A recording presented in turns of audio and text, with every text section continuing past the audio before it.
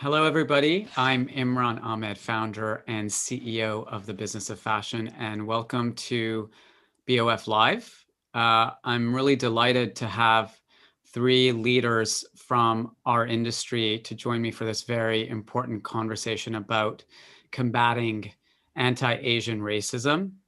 Um, as I'm sure many of you know, there was a horrific attack last week in Atlanta, Georgia, where 8 people were murdered, 7 of them Asian, and 6 of them Asian women.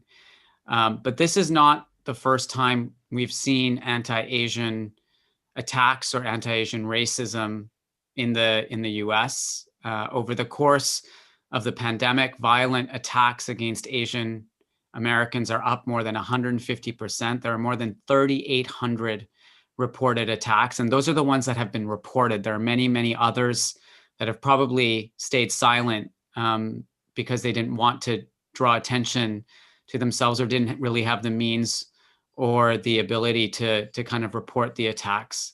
And I also want to underscore that this is not just a USA issue. This is an issue of anti-Asian sentiment that is present in all parts of the world. And I'm really, really pleased to have Philip Lim, the designer in New York, Susanna Lau, the journalist in London, and Michelle Lee, editor-in-chief of Allure magazine, also in New York, to explore this conversation with me and understand how anti-Asian racism manifests itself in the fashion industry and what we as an industry should be doing to be better allies to the Asian community around the world.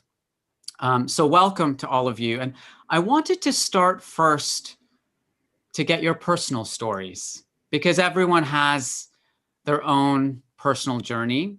And I thought it would be really important as a way of introducing you all to our viewers today, to tell us a little bit about your personal heritage and your personal experience as Asians living in the West. Maybe, Michelle, we could start with you. Sure. And you could tell us a little bit about your family history and story of living in the US. Sure. Thanks, Imran. It's funny because recently I feel like I learned that I hardly ever have talked about this. And so I've been asked this question so much more in the past month or so. And I realized that I had to actually explore some of it too, because it's a question that's been so rarely asked of us. So I'm second generation Chinese American. My dad was born in China and came here when he was in middle school. My mom is also Chinese, but she was born here, mostly raised in Pennsylvania and New Jersey. So I grew up mostly in Connecticut in pretty much an all-white town. We were the only East Asian family, and the only other Asian family in town was my best friend who's Indian. And so I faced a lot of racism growing up, especially in middle school. I was absolutely tormented by kids. And so when I was 16, we moved to South Florida, where suddenly there was a lot of diversity. About half of my class was either Black or Latino, but I was still one of the only Asians. When I graduated college, I moved to New York City, started working in media, still one of the only Asians.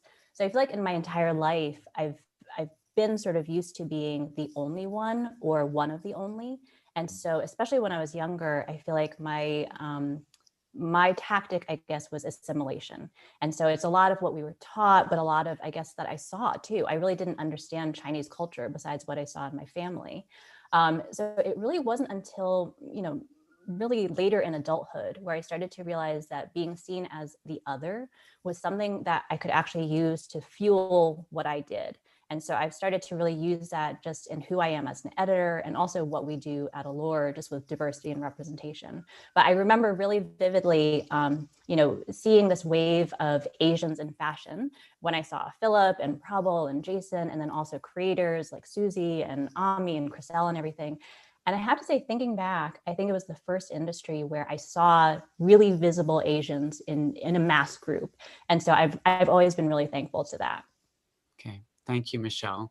Susie, why don't we start with you next? So I was born in London, raised in London. I've never lived anywhere else. My parents are from Hong Kong. So I'm second generation Hong Kong Chinese, and I grew up above a takeaway. A lot of obviously Chinese immigrants operated Chinese takeaways in the UK. So I was always actually really super connected with my culture. My mother tongue was in fact Cantonese, not English. I remember going to like nursery and not being able to ask where the loo was, and yeah, peed my pants just casually. So yeah, so I was always taught to be actually super connected with my culture. But even in a city like London, which is incredibly diverse, and I've always gone to school in very like mixed environments, you're still made aware of your otherness because everyone's aware of their otherness. And so it projects itself in a kind of slightly different way where it's much more like compartmentalized, and like each group has their own thing going on, and it's like it's not necessarily that kind of like harmonious mix that like politicians like to say that it is about cities.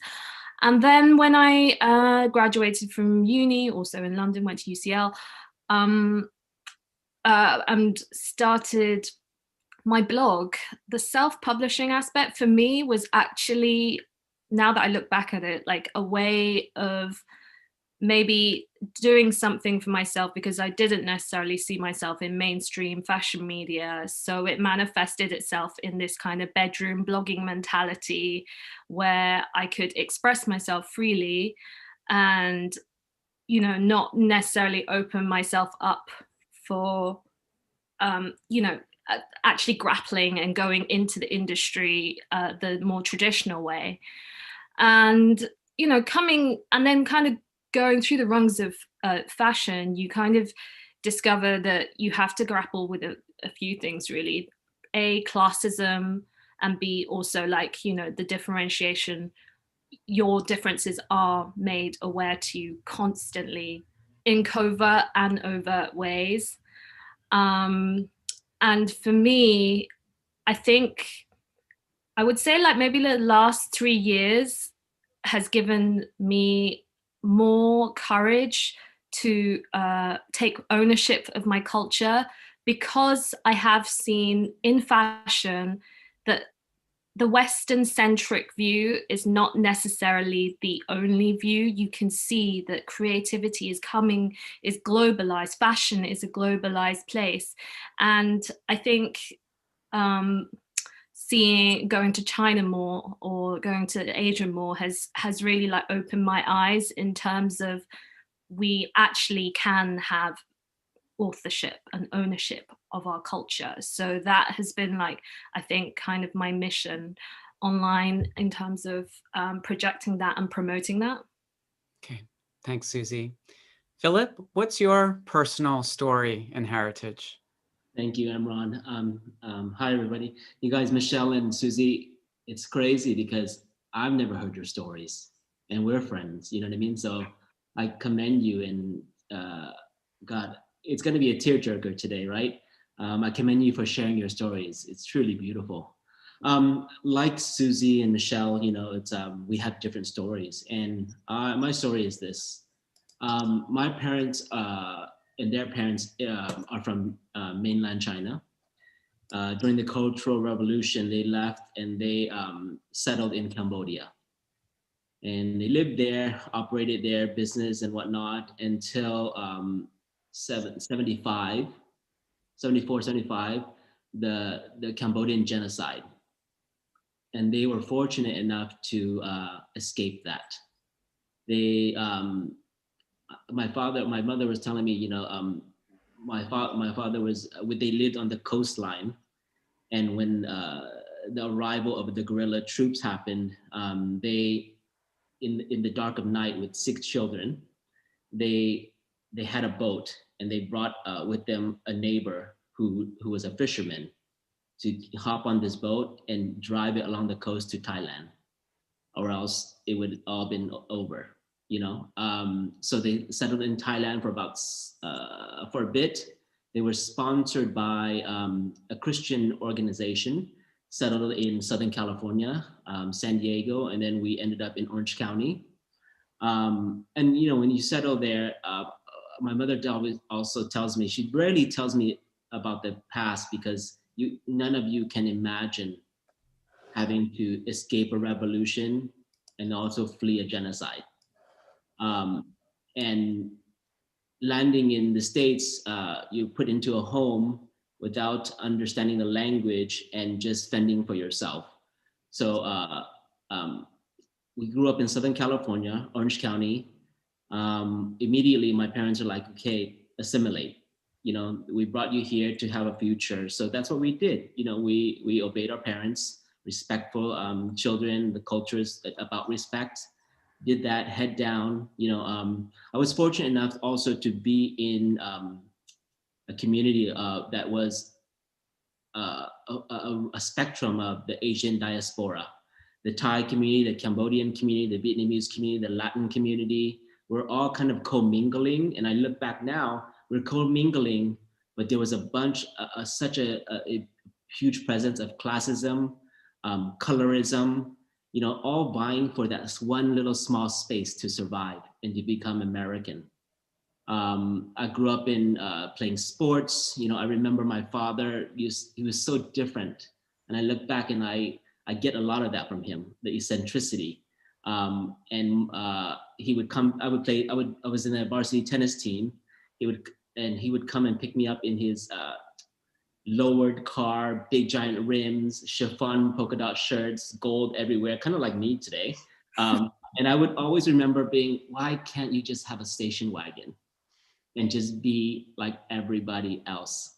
You know, my mother was a full-time seamstress because that's what she knew how to do.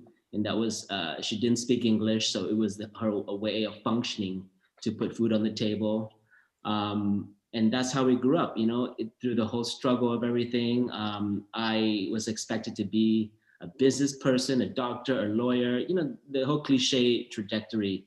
But I figured that that path wasn't for me. And I struck out on my own to explore fashion. That broke my mother's heart because to her, fashion is not fashion. Fashion is like below minimum wage in a factory, 15 hours a day, getting paid pennies to put food on the table. So when I said to her, I want to go in fashion, she looked at me and she said, we brought you here to America for what? For that people can look down on you like they look down on me? To not have a voice? Because again, her association with fashion was a factory worker putting piece goods together. You know, that broke my heart, and you know, stuck my head down, did the work, not ever recalling seeing any other Asians in fashion because, you know, I was just doing something I loved, and it took me places.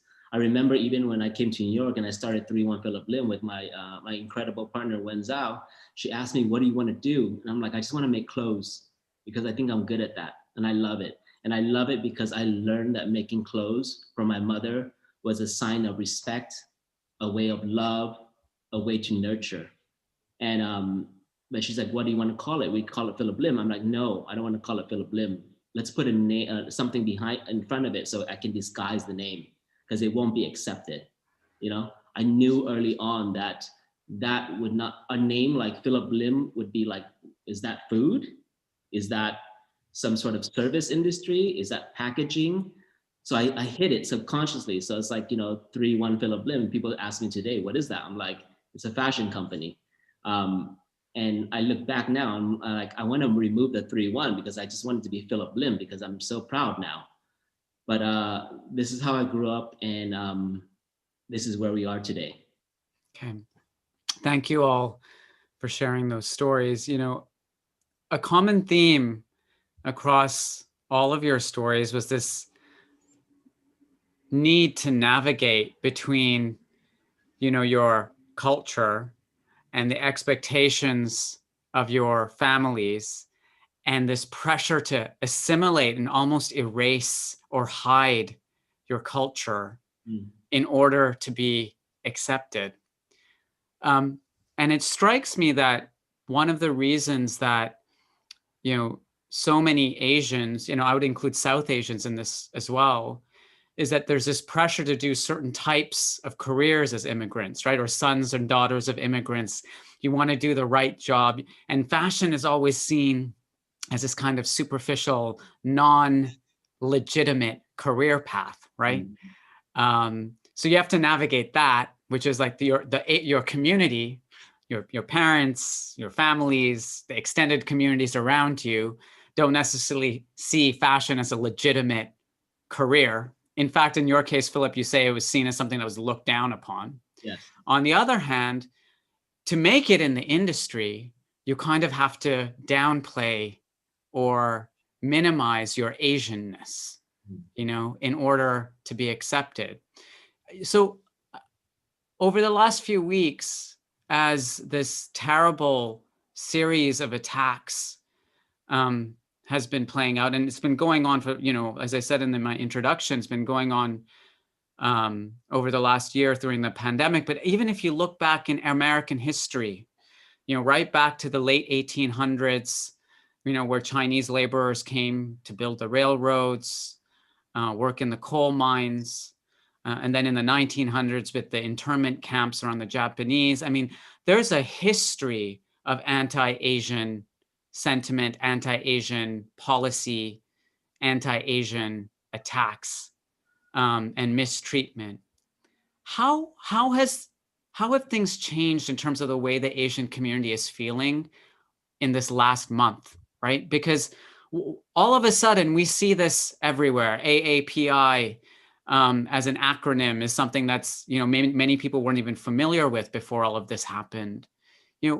What is the feeling of the community now, and what's different about this moment than this long history of anti-Asian sentiment? Why is this movement taking place now? You guys Michelle? Why don't you go first, Susie? Yeah. No, I just wanted to, I think the most immediate difference is the visceral nature of the images and videos that have emerged purely because of social media, the swiftness of everything, and because the concentration of crimes was so acute. It has been so acute, and even if they happened before, which they did, we all collectively, and I've been sharing with so many different groups in my DMs, in my WhatsApp groups, in Clubhouse, on all these different platforms, everyone has these stories like pertaining back to their past, but they were sporadic. And they were always like, because they were sporadic, you would bury them. And then like they would come up again, but then you would bury them again. And then the cycle repeats itself.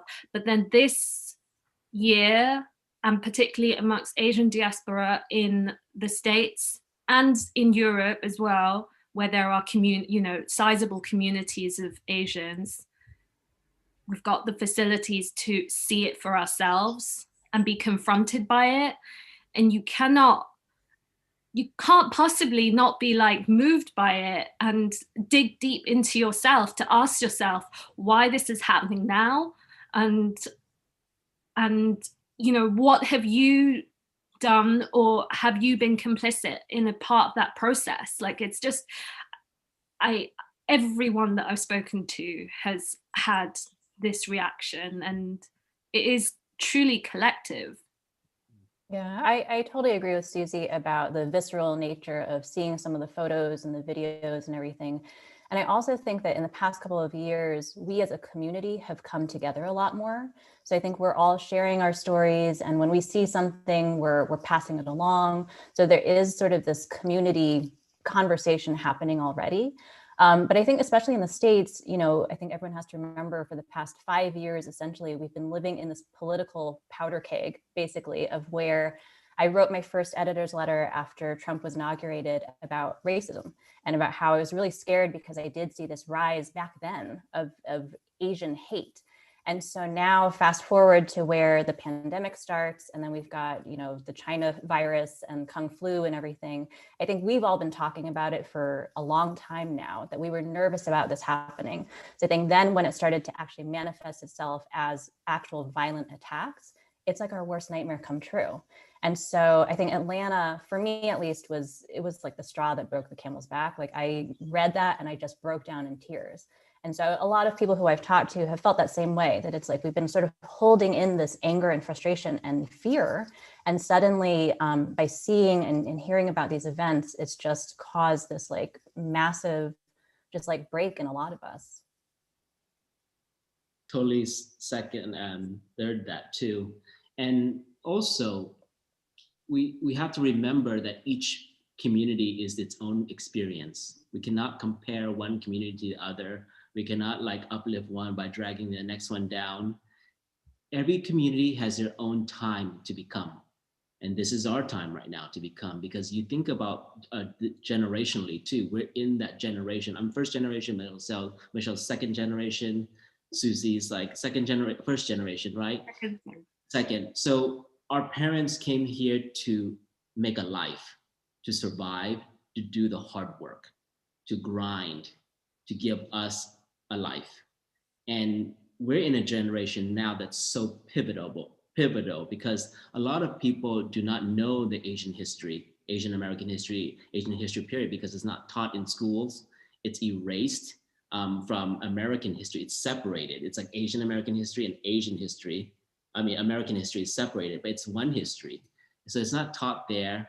And so this goes back to our generation right now being pivotal, and why representation matters too. Because I guarantee you, a lot of us, when we see each other, when we know each other exists, we allow and we give and provide permission for each other to speak up. And you're seeing this more and more across all industries, across all ethnicities. We're not a monolith. We represent, the category Asian is more than 40 different countries, more than 350 languages, different spoken, you know? And but we're realizing that, and we understand that our generation has to stop it, change the narrative to ensure even a bigger, brighter, more confident place for the next generations to come. So I think that's what you're seeing too. And I've never felt so much unity and solidarity and openness to just reach out and not feel rejected.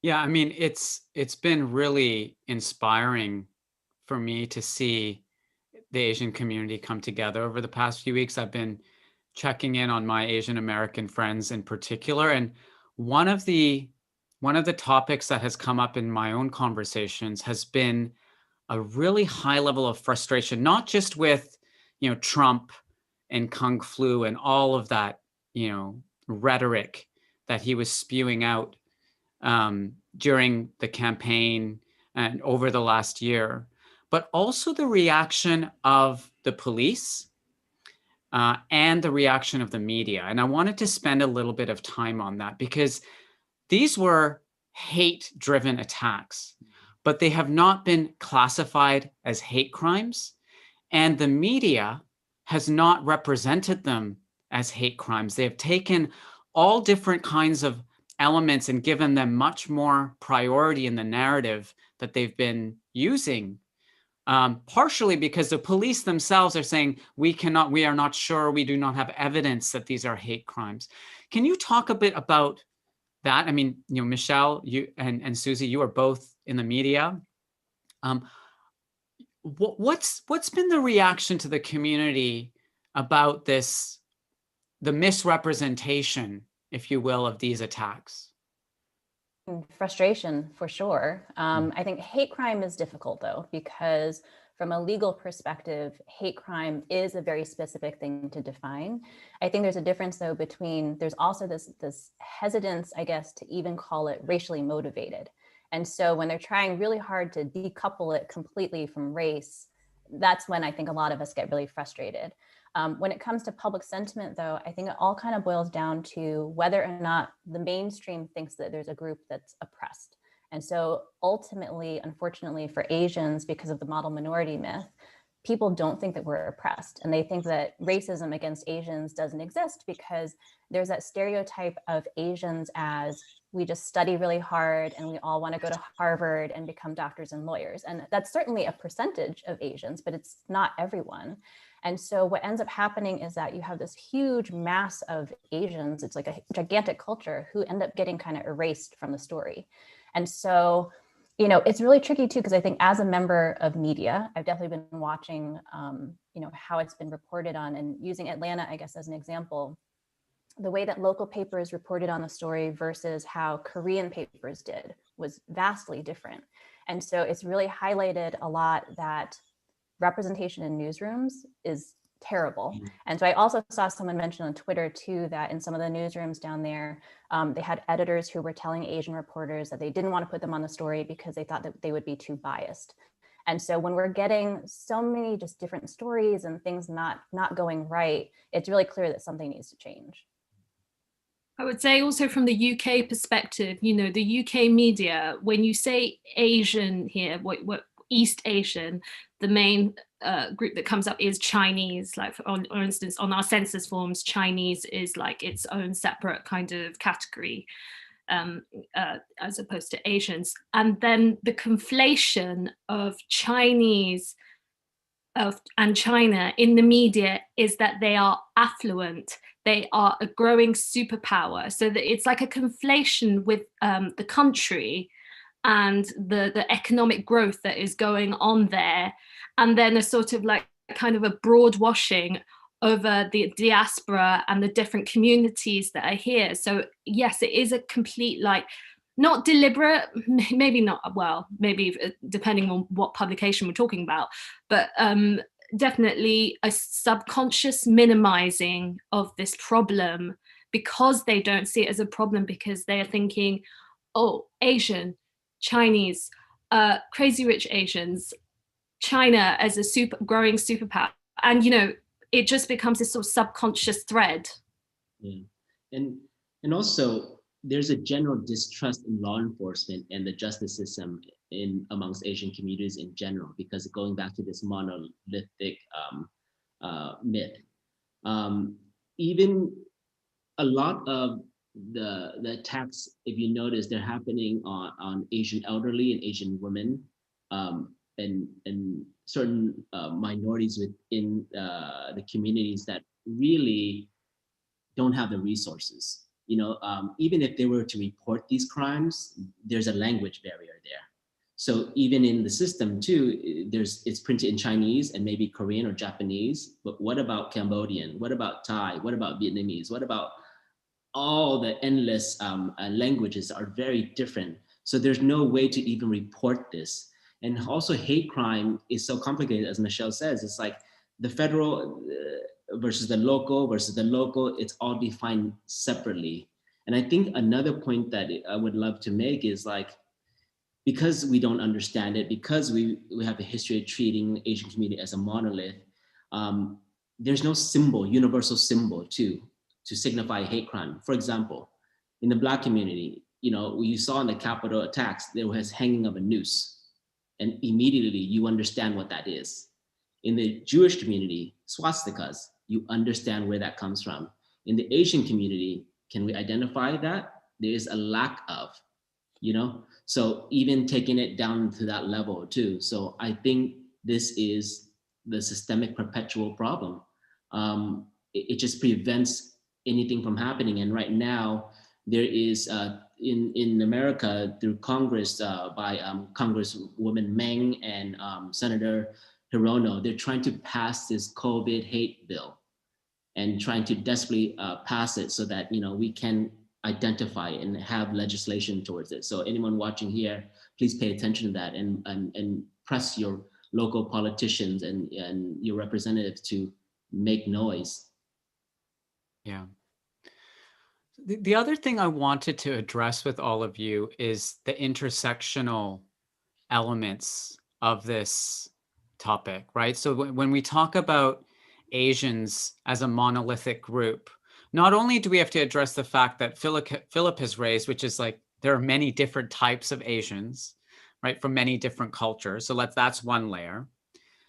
Asians are also, from what I've been reading, have the biggest disparity between richest Asians and poorest Asians in many countries, right? And so when Susie talks about, impressions that all Asians are, wealthy and have, people see dollar signs or euro signs or pound signs when they see Asians, that, there's a layer of class here as well. Yeah. And then there's a layer of gender and the role of women, especially in regards to these attacks that have happened in Georgia. Can you help us all understand how these these intersectional issues help to contribute and exacerbate some of the issues that we've been discussing today? I'll take that. So I think we've all probably thought a lot about this in the past week since Atlanta. They are sort of conversations that I haven't really had widely with other people, though, previously. So it's been really interesting to think about all of this. I think being an Asian woman, we all sort of grow up with certain stereotypes around. And so just thinking about in my lifetime, Asian women were pretty much non-existent in popular culture until, somewhat recently.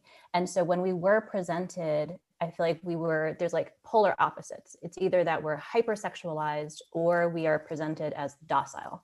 And so it's such a dangerous stereotype because there's no gradient in between.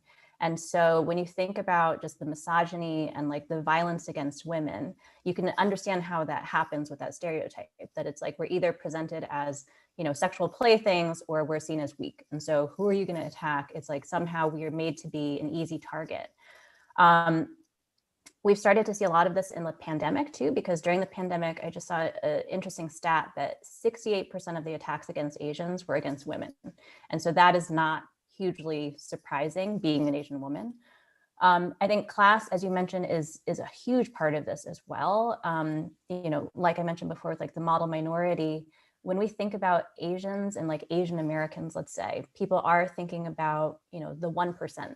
They're not thinking about the single mom who's working 3 jobs just to survive. My mom's aunts and uncles ran a laundromat. My grandfather drove a taxi for many years. Think about the nail salon workers. Like a lot of these people, unfortunately, have been made to be invisible in our society, and people don't really think twice about them. Yeah, definitely true. And just to reiterate that 1 in 4 Asian elderly live below the national poverty line. 1 in 4. And there's no resources for them because they don't speak the language. It's not available. And also here in New York City too, going back to the wealth gap and for years running consecutively, who has taken the #1 ranking of the highest poverty group amongst racial groups? It's the Asians. No one knows that because they're like New York City and they see all this, wealth being flaunted around. They only report on the 1% and, a certain segment of the Asian demographic. But Asian youth, the #1 ranking poverty rate, year after year after year. And that's why organizations like Apex for Youth here in New York City, which Michelle and I are heavily involved in, is so important because we need to talk about these stories and shed light on them, because it goes back to, no, Asians are fine. No one hates Asians. Asians are all rich. Asians are all good. Asians are all respectful. All this kind of BS, to be, as a matter of fact, I have not much to add to that other than that, what happened in Atlanta was really like almost like a perfect Venn diagram of classism, racism, and misogyny overlapping. They are so like interconnected. And if that, forgotten his name, probably I don't even want to remember his name. If he hadn't said that, the shooter had a sex addiction, actually that wouldn't have prompted the tidal wave of commentary about the fact that women, the Asian women are thought of in this way, and they are attacked because of these stereotypes. Yeah. And we forget the other stereotype, that tiger mom, either the bitch or the slave, nothing in between. And I don't know about you all, but all the Asian females I know, they're bosses. They're not bitches or slaves, you know? They're bosses. They're loving bosses. I want to turn the conversation a bit inward now and talk about how this manifests in the fashion industry. And as you said, Susie, at the beginning, racism isn't manifested only through, overt actions or attacks like the one we've seen, or like the ones we've seen over the last year. There are microaggressions. There are moments when Asian people in our industry are made to feel othered. They are made to feel like they shouldn't be there, or that they should feel lucky to even be included, right? Can you talk a little bit about how anti-Asian sentiment, in your experience and your observation, manifests itself in the everyday workings of the fashion industry? So, I mean, up until when I was starting out at the beginning, actually, I didn't have to put myself through, kind of any sort of aggression, because I was just self-publishing, and I was creating a bubble around me. But it was only when I entered into the industry and started being, kind of initiated into, the system of going to shows, dealing with big brands, PR agencies, I felt definitely the automatic pressure, to be one of them. And by them, and in the UK, it is also tied to class, to hide my background of where I came from, in terms of my parents being working class, and then B, also minimizing my culture in order to fit into what it is still a really kind of elitist place, and it's populated by people from incredible, backgrounds of privilege. So whether I imposed that on myself or whether it was imposed on me, it's still quite unclear somehow.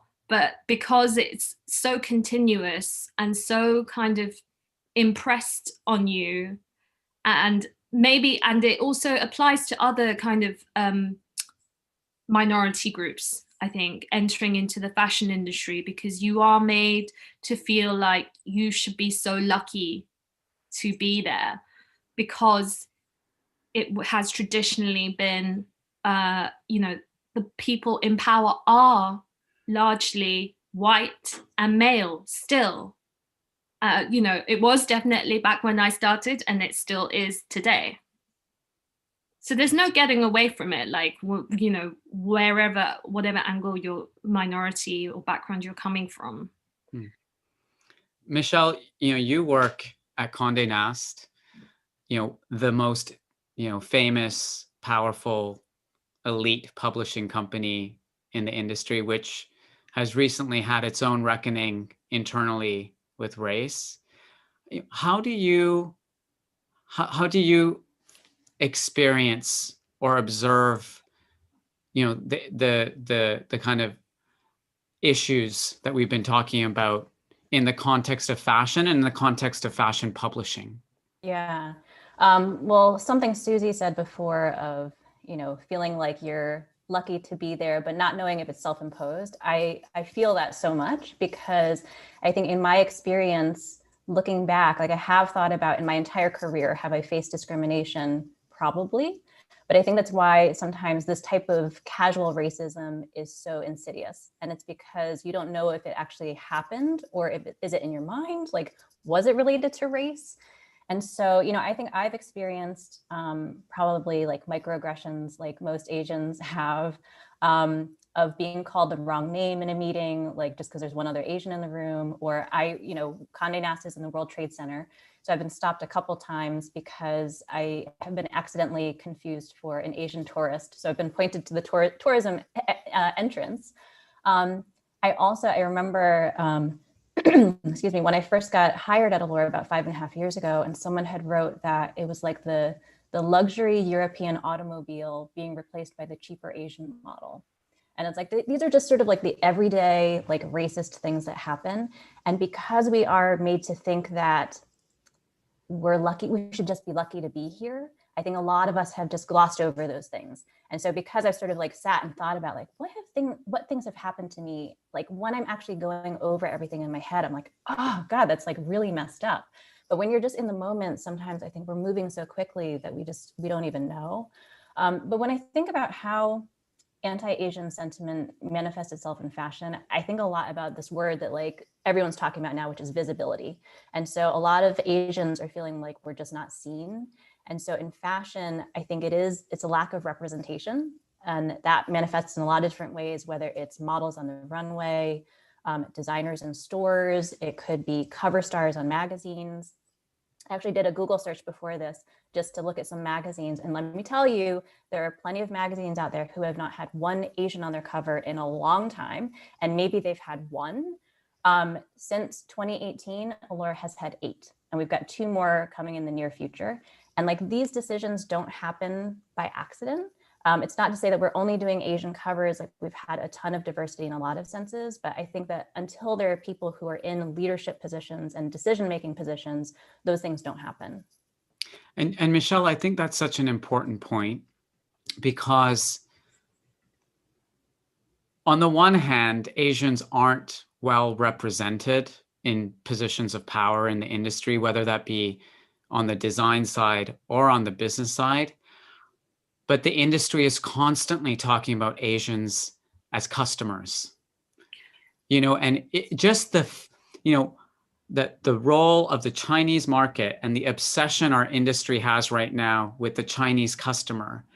And it sometimes occurs to me, if we're so obsessed with Chinese customers, why don't we want the Chinese perspective in our boardrooms? Why is it about capturing the Chinese dollar, but not having the Chinese point of view to help make some of the decisions? That's a great question. I mean, I think I've been thinking about this so much, and only also because I have been to China a lot in recent years, and because they are becoming a great creative force, and not just China, Korea, Japan has obviously always been an amazing creative force, and globalization, just generally more designers that aren't like created in the fashion capitals. And behind the scenes as well, amazing stylists, photographers, I want to say Zonglin, Leslie Zhang, amazing creative people. And the problem, it's, of course China is a market and an important one. But I think in the industry, and especially at like kind of senior exec levels at like, French houses, Italian brands, to them, it is generally all one and the same. And so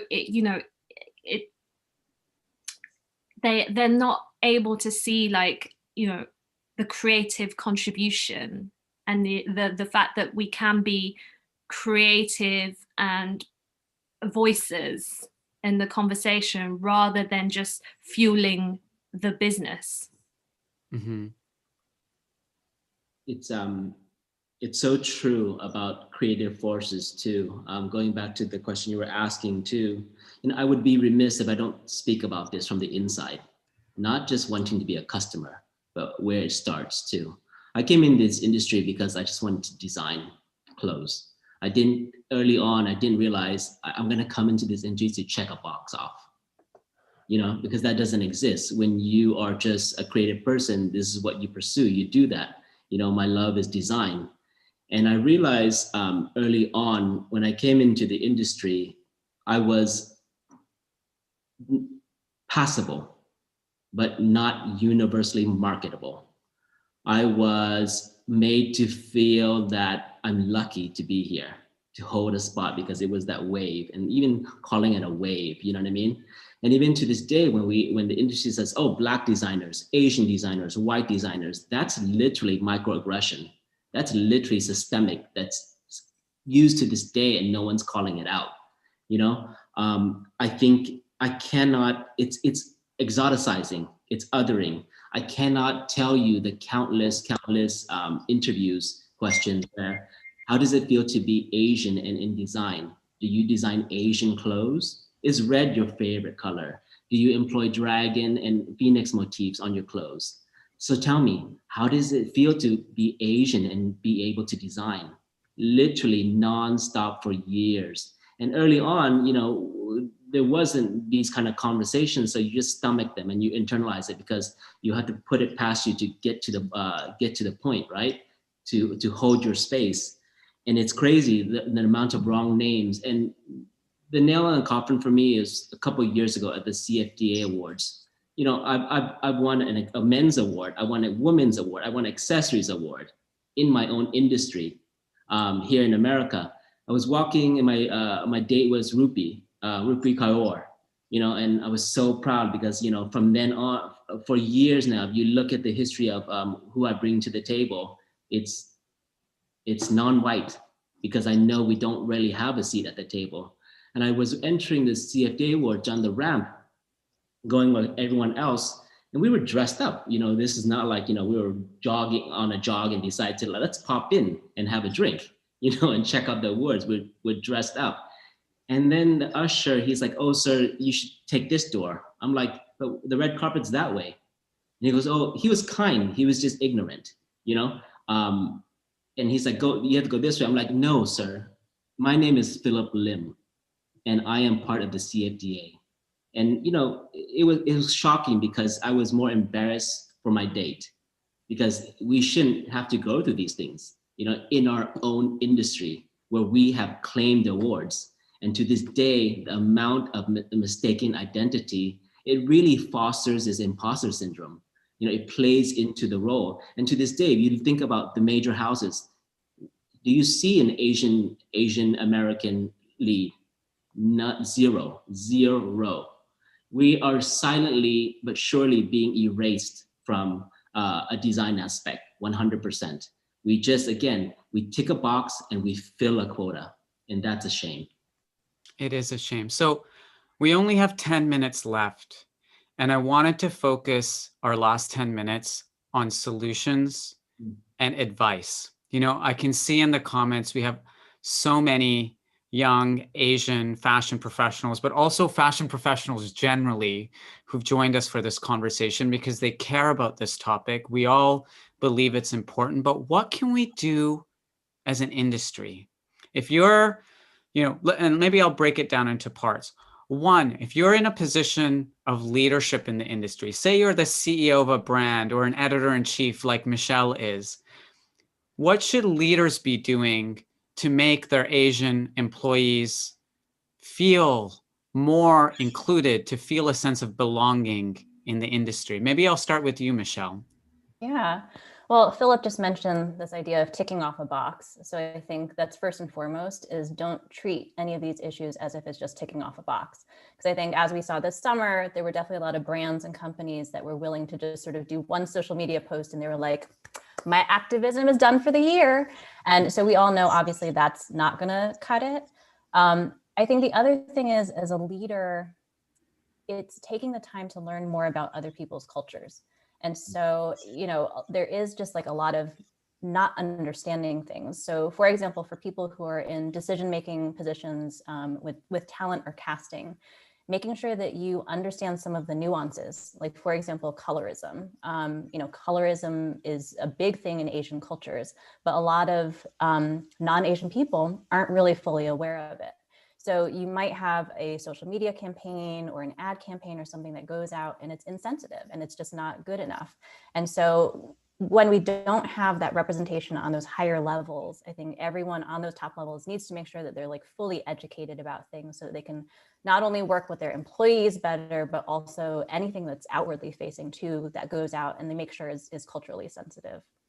Michelle, can you go into the colorism point a little bit, just for people who may be not familiar with how that is so, widespread in the Asian community? Sure. Yeah. I mean, colorism exists around the world. It's certainly an issue in the Black community as well, but within the Asian community, I think at least in the States, when people say Asian, they think of East Asian. And they typically have an image of, when you see women in magazines who are Asian, they're typically very tall, very thin, very fair skinned. They've got black hair like me.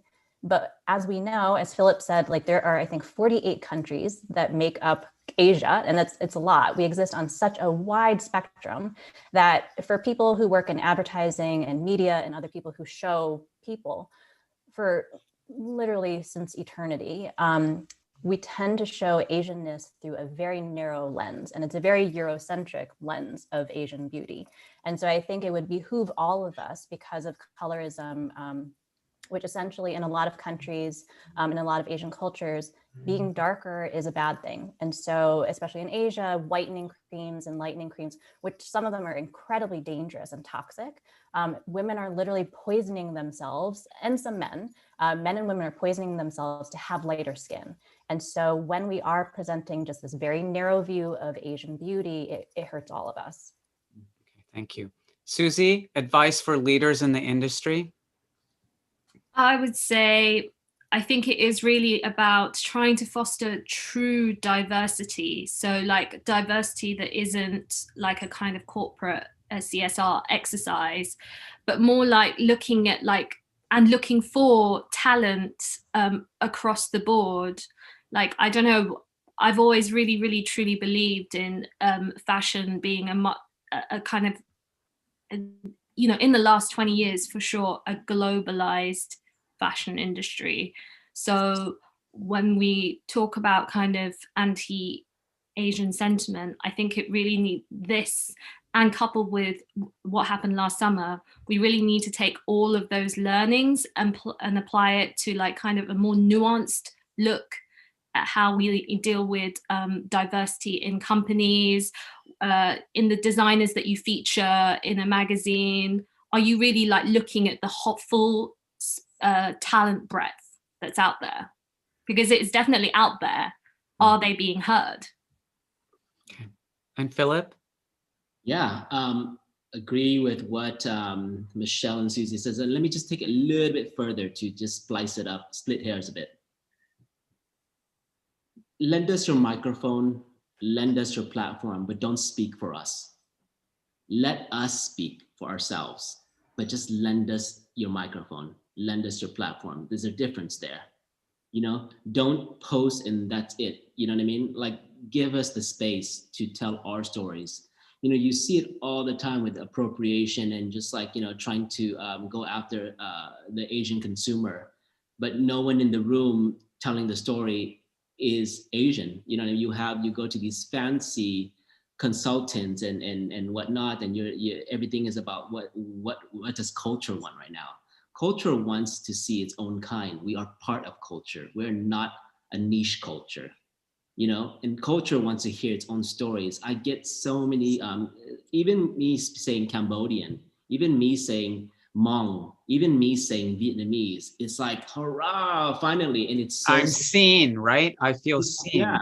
Yeah, that's all it is. And, it goes back to representation. And in your boardroom, you have to make sure that it looks like the representation that you're vying for. And Imran, the other day, you had me on a chat, and I was so grateful because I want to remind every brand or every person in charge of a brand watching today, the days that your clothes are speaking for you is over. O-V-E-R, over. That consumer has left the building. You have to now encourage your brand to give a damn, to speak up, show your point of view, and I swear, do it from the heart, and they will follow you. Your business will be better for it if we're just talking about dollars and cents. Also, literally just if you can, support your local Asian businesses, support grassroots organizations that are doing the hard work. You know, if you the education, the awareness, the legislation, and if you can, donate. Which, can I hold up this sign where you know, this is the biggest centralized platform right now that we've developed to really help raise awareness, funding for all these victims of these AAPI hate crimes. And it's really Stop Asian Hate, and it's gofundme.com/AAPI. And this date, it's been the largest fundraising for this movement. And it's, the whole point is it has to continue and not become a moment. And just to add to that, you know, a lot of brands have posted that, you know, something, but haven't done the donation. And it's interesting that, you know, they want to, obviously that is purely performative. Yeah.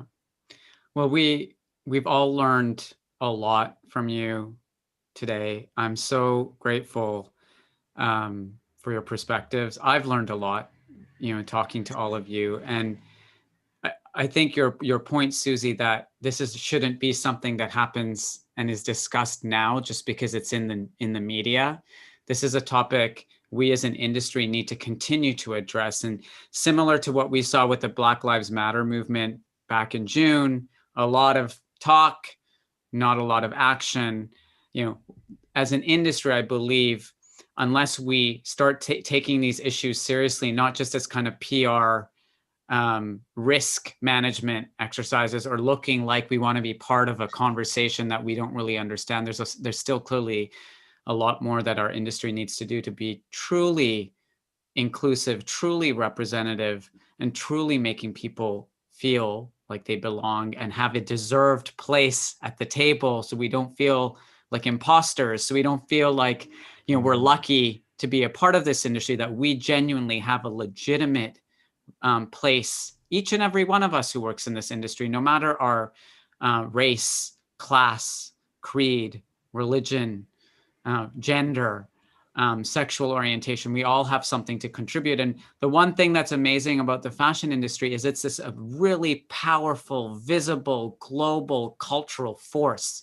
And if we can't, as an industry, help and address these issues in the industry, I don't know which industry can. We have all of the tools available. We have people like you, really articulate, smart leaders who can help guide the way. And hopefully people's ears and eyes have been opened as a result of this conversation. So thank you to all of you for joining. I'm really, really grateful for your time. And I want to conclude just by saying our heartfelt condolences are with the victims of the attack last week in Georgia, but also over the last year in the US. I mean, this has got to stop. And I hope that, you know, we as an industry can do our part in educating and informing the wider community in fashion and beyond on these important topics. Thank you, Imran, for just letting us share our stories. This is exactly what we need to do. Okay. Thank you. Thank you. Thank you. Bye-bye. Thank you, everybody, for your time. Thank you.